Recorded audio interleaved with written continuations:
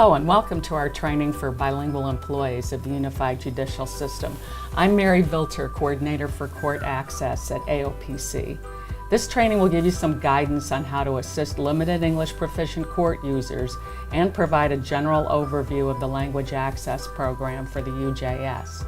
I'm going to go over some things with you through regular PowerPoint slides, and will occasionally be showing you some material from the Language Access Basic Training prepared by the New Mexico Administrative Office of Courts. I think you'll find LABT to be helpful and interesting.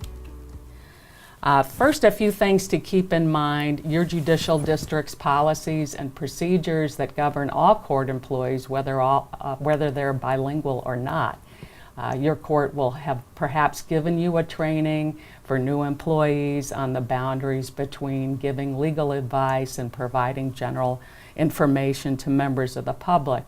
In addition, the Code of Conduct for the UJS and the Non-Discrimination Policy for the UJS provide some general guidance on these issues. And now our first program from Roles of Bilingual Staff through New Mexico's Language Access Program.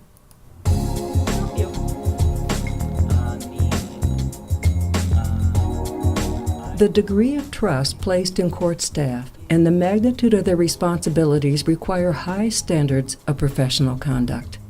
Working with people whose cultures, languages, and abilities are different from our own is easier and more effective when we are guided by professional codes of conduct, clear policies and procedures, and an understanding of best practices in the field.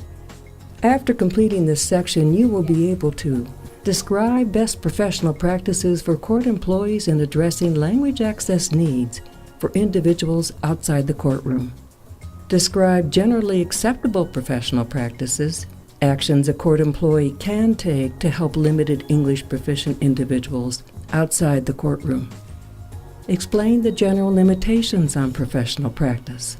Actions a court employee should not take to help limited English proficient individuals outside the courtroom.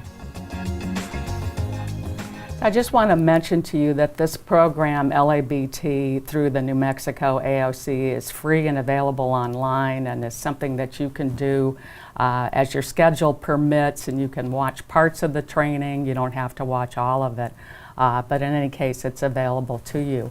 You'll notice that the court employee in this vignette that we just watched used two tools that you have available in your judicial district. She used the I Speak cards. Ours look a little different. She also used telephone interpreting to assist this LEP court user, and that's a tool that all of our judicial districts now have available. So what's appropriate and what's not? This is a screenshot from LABT, and this is what we're going to be talking about today in general, the boundaries of conduct for bilingual employees and court employees assisting limited English proficient and deaf and hard of hearing individuals in general. So the first thing to keep in mind is that bilingual staff should not interpret. As you know, interpreters are specially trained professionals, and in the AOC and the UJS, interpreters receive an orientation, they're tested, and if they receive certain scores on those tests, they're ultimately placed on the roster of interpreters. Bilingual staff should not be interpreting inside or outside the courtroom. So direct communication, on the other hand, is okay. And when you think about the difference between interpreting and direct communication, the difference is basically that if you're a bilingual staffer and you are assisting a court user, and you and the court user are the only people in the interaction, and you are communicating directly in your language of expertise, whether it be Spanish or American Sign Language, with the court user, that's direct communication, and that's perfectly okay under the policy. If, on the other hand, three people are involved and you perhaps are involving a supervisor or a co-worker of yours, and you are interpreting, that is, repeating everything that they say to the court user without adding, subtracting, or summarizing, that's a special skill. That's really quite difficult and is not something that is permissible under this policy. So for examples, this example is direct communication. If you look at this situation, this is Maria, a bilingual staff person. She speaks English, and she needs to get some help from her supervisor, Janet. So she goes to Janet and gets some advice on what form she should give to Natalia, the LEP court user. And then she goes back to Natalia and gives Natalia the correct form and gives her some additional information to help her. And all of this is conducted with the LEP court user in Spanish. So Janet's only role in this is that she helped Maria, the bilingual staff person, so that Maria could do her job to assist Natalia. If you find yourself at all confused in a situation as to whether this is direct communication and therefore okay under the policy, or if it's interpreting and therefore not okay, ask yourself, would this be okay if I was just communicating in English? And you can see in this situation, Maria's doing what any staff member might need to do throughout the course of the day, which is consult a boss for some additional information.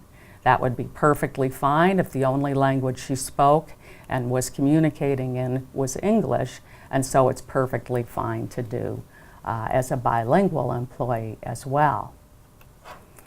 This situation, on the other hand, is interpreting and therefore is not permissible under the policy. This is where an English-only speaking staff member, such as an intake officer or a probation officer, is bringing in a bilingual employee to assist them in conducting an intake or a client interview. So in this situation, there's a professional skill involved of trying to repeat everything that the English-only speaking staff member is saying to the probation officer or the person they're doing intake with. You can imagine thinking about this, that it would be very difficult to repeat and render single thing that the English-only staff member is trying to communicate without adding, subtracting, or summarizing. And so that's more difficult and is something that we don't want to see done under the policy. Likewise, some bilingual staff members find themselves getting requests to do translation, which is written rendering of one language into another language. That again is a special professional skill. And if you've had a chance to look at the language access plan for the UJS, we recommend that only American Translators Association certified interpreters be used to actually do written translation, because they've been trained to do that. So that's the recommendation there. So if we change the facts of the last scenario a little bit, and again, it's a probation officer, but the probation officer themselves is fluent in, say, Spanish, and they want to converse with the parolee or do the interview directly in that person's language, what would you think of that? That's a little bit different fact situation. That's okay, because that's direct communication. The probation officer is communicating directly with the parolee. They're not interpreting, they're not involving a third person, they're not repeating in the foreign language everything that the English-only speaking co-worker is saying. So this is direct communication, not interpretation, and therefore perfectly fine under the policy. So getting into some of the other things that you're more used to and perhaps been trained in as a general court employee, you don't want to be giving legal advice any more than any other court staff would be giving legal advice. You should also avoid putting yourself in a situation where you would become an advocate or develop some kind of personal relationship with a LEP staff, with an LEP court user.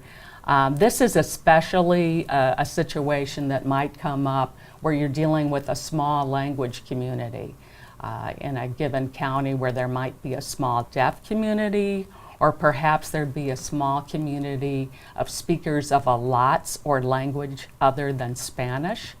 language, then it's all the more possible that that person, when they come to the courthouse and they discover that you are the only person in the courthouse who speaks their language, there's just a natural tendency for them to bond with you. And so for your own protection, just keep those boundaries in mind. Here's another scenario from LABT. Maria, a limited English proficient individual you worked with in the morning, is in line in front of you at the courthouse deli. You say hello. While you are waiting in line, a former court customer recognizes you and tells everyone in line how helpful you were in her pro se divorce. She insists on buying your lunch to thank you for your help. So in these scenarios, sometimes what they do in LABT that I find really helpful is they give you questions. So here's question 1. Based on your understanding of professional conduct, how would you respond in this situation? And you can see the various options. I think probably option B is correct. We enjoy having a code of judicial employee conduct that everyone complies with as judicial employees for our state.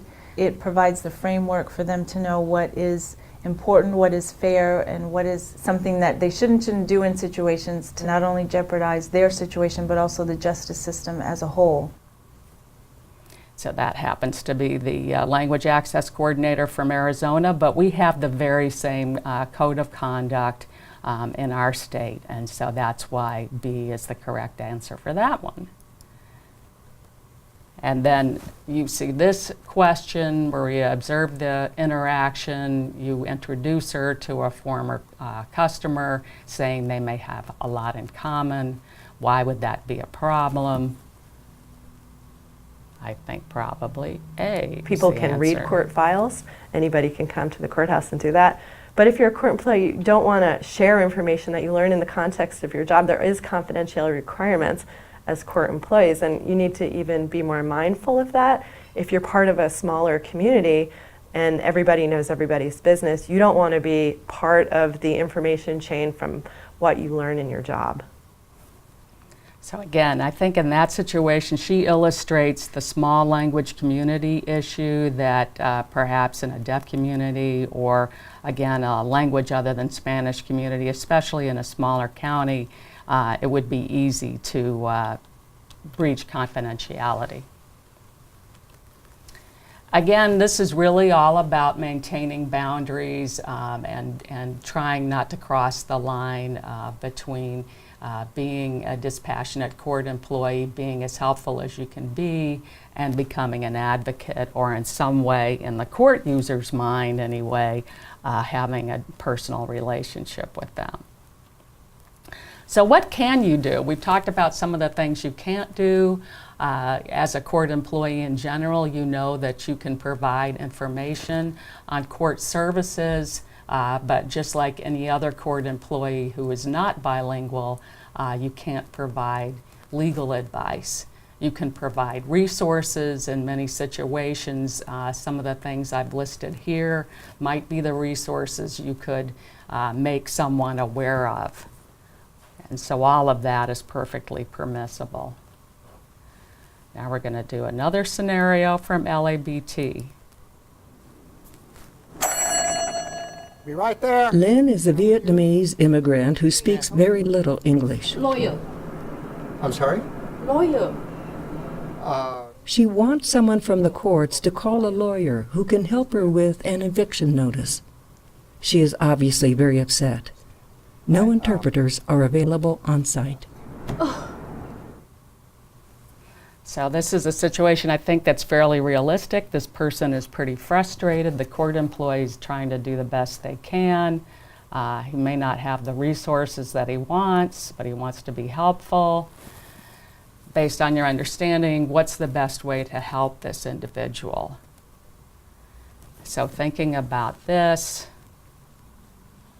I would say probably C If you is can't right. speak the same language, and at the end of the day, it's probably going to be hard to find someone who can interpret. It's important to use the resources that you have available to you. Perhaps there's the cards that you can show the person to see if they can pick one and give to you that'll tell you what is going on. Or you can use the telephone interpreter services to at least get an idea of what's going on through the interpreter. So again, she mentioned 2 resources that you also have available in your courthouses when she said you could use the cards. She means I Speak cards. I'm going to show you pictures of those in a little bit. Hopefully they're going to look very familiar to you. She also mentions telephone interpreting. So that's again a resource that you have.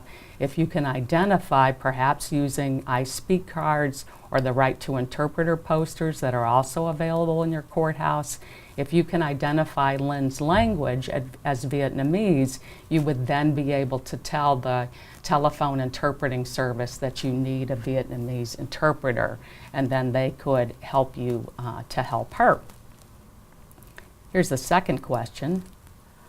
So she understands that the court cannot call an attorney for her. What can you do? I would say always discount C. Always avoid telling somebody to come back. There's almost always a resource or some way to help the person. So you never want to, even in the situation where a person is speaking a rare language and it's challenging for you, you don't want to send them home without providing any assistance. I think probably B is the answer. I think the real importance of language access is to remember we're modeling administration of justice. And if someone does not have access to that, then the system is not working. So at the end of the day, if we don't act to promote and ensure that someone has that language access, then in effect, we are actually promoting injustice. And I think that if we can remember every day that that is what our mission is and that is what our job is, that it'll inspire us and motivate us to take the best steps that we can to provide that kind of access for someone. What can you do if you're not sure what to do? There may be situations where it's difficult for you to know where the boundary is, what's permissible and what's not. Always remember to ask your supervisor or to consult with the language access coordinator in your judicial district. Your supervisor can provide guidance on where the boundaries are and what's permissible. Now let's talk a little bit about how you fit into the bigger picture as a bilingual employee of language access and your court's program to provide language access. First, going over the legal basis for our obligation to provide language access, it all started with the Federal Civil Rights Act of 1964, which said that any recipient of federal funds cannot discriminate on a number of different bases, one of which was national origin. And if you're wondering how we got from that to the need to provide language access, it was this Supreme Court case that came down 10 years later in 1974, Lau versus Nichols, that had to do with Chinese-speaking students in public schools. Just as the courts receive federal funds, we get 4D money, we get special court funding, so the public schools do. And so it was held that not providing language access, not providing interpreters and translated documents and bilingual signage was a violation of Title VI. In Pennsylvania, we also have our own state law that we've had for more than 10 years now, the Pennsylvania Interpreter Act and the regulations thereunder, which, remember, require provision of free interpreters not just in criminal cases, but also in civil cases. Each court has its own language access coordinator. This was something we started back when we began to ramp up our language access efforts in 2015. So there's a complete list of the language access coordinators for every judicial district in the state on pacourts.us. Here's your link. And I'm going to show you a little bit more about our updated website later. Each judicial district has their own language access plan, so we did this again as part of our ramp up of efforts. And what this tells you in your own judicial district is what your language access resources are, how you would request an interpreter in your district, what forms you've translated and where they're available on your website or in hard copy. All those sorts of things about language access resources in your own judicial district. And then in 2017, a language access advisory group wrote and our Supreme Court adopted a language access plan for the whole UJS. So this reinforces and lays down some of the foundational principles for language access in the whole UJS, and also creates some tools to help you provide language access in your own district. We're going to talk about those tools in a minute. So what do the language access coordinators do? This is just a visual of a wheel with the idea that the spokes of the wheel are all the various language access services that you provide, and the language access coordinator is your central point of contact for anything about language access. So any question you have about how to get a hold of an interpreter for telephone interpreting, how to arrange for an in-person interpreter if you're ever involved in that, your language access coordinator can answer those sorts of questions for you. So that means that they know where the interpreters are, they know where any bilingual materials that you have in your district are. I'll highlight the I Speak cards and Right to Interpreter posters because I mentioned them before. Also, there is a language access complaint form, which should be on your website, is also on the UJS website, and is available to limited English proficient and deaf and hard of hearing individuals if they feel they are not getting language access in your district. So this is what the I Speak cards and the Right to Interpreter posters look like. Hopefully these are looking familiar to you because they've been out for several years. The Right to Interpreter posters should be posted in areas in your courthouse where court staff are assisting members of the public. And it's basically a language identification tool. So if an LEP consumer comes to your counter and as Lynn did in that scenario, is starting to talk in a foreign language. If she spoke Spanish, you might recognize that because Spanish is spoken in 67 out of our 67 counties. So maybe you're familiar with that. But if she's speaking Vietnamese or Nepali, both of which are other top languages in the UJS, you might not recognize it. So in that case, having her be able to point to her language would be helpful. If your district needs these posters, if you have not seen them, please let me know, and I can provide this in poster size or 8.5 by 11 that people can actually slip under the security glass in your district so that people can circle the language if you don't want them pointing to it because of the security glass issue. The I Speak cards on the left, these are business-sized cards that have the information that you see in English, and then give some advice to staff on how to assist folks. Your district has these in your top 5 languages. So as you can see, what you're seeing here is Arabic. Just about every district has Spanish. If you're in Delaware County, you have Bengali. If you're in Erie, you have Swahili. So everybody has those in their top 5 languages. Wanted to give you some information about our interpreter certification program. This is administered by my colleague Oswaldo Aviez. There's a lot of useful information on the program on our website. So be alert to that. Your language access coordinator will know all about it. But if you're interested, you can go on our website and you'll see a lot of helpful information, including our roster. So I wanted you to have a look at this. As of the time that I made this PowerPoint, we had 219 interpreters representing 36 languages on our roster. It may have increased in the time since I put this PowerPoint together. So always check the website Some district folks have printed this out, but it's almost immediately out of date because happily we're always getting new interpreters. So look for it on your website, on our website rather than in hard copy. Where can you turn for help? In terms of your first stop should always be your own language access coordinator. As I mentioned, there's a full listing of those folks on our website, pacourts.us. If you want to know something more generally about the language access plan for the UJS, or you just like to ask me a question, here's my contact information.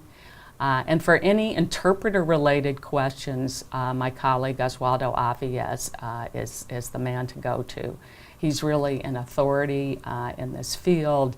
He's a linguist and an interpreter himself who worked in the 1st Judicial District for many years, and he runs our program for interpreter certification. So keep his contact information. And as I mentioned before, our website is really helpful. We've just updated it, and it's now the Language Access and Interpreter Program website. So it has a number of the tools that we've talked about. I didn't mention our bench card. Your judges in your district should have the bench card for working with interpreters. We provided all of them with copies of that. Also the I Speak cards, which we've mentioned. The Notice of Language Rights is pictured in this little screenshot from the website. That goes out with hearing notices and subpoenas as a way of getting the word out to people that they can request interpreters, so that we on the court side are helped by people making that request early and not us hearing about it right when they're appearing before the judge. Our plan is also on the website, so keep that in mind. And then, as I mentioned, if you're interested in taking some more of this training that I mentioned, LABT, Language Access Basic Training, here's the link. Again, it's free, and as you can see, you can navigate around to different topics of interest to you. And I think the scenarios are really helpful and give you a way to sort of practice and try out some of these concepts. So above all, thank you so much for assisting our limited English proficient users. Your skill and your professionalism are greatly appreciated. Thank you.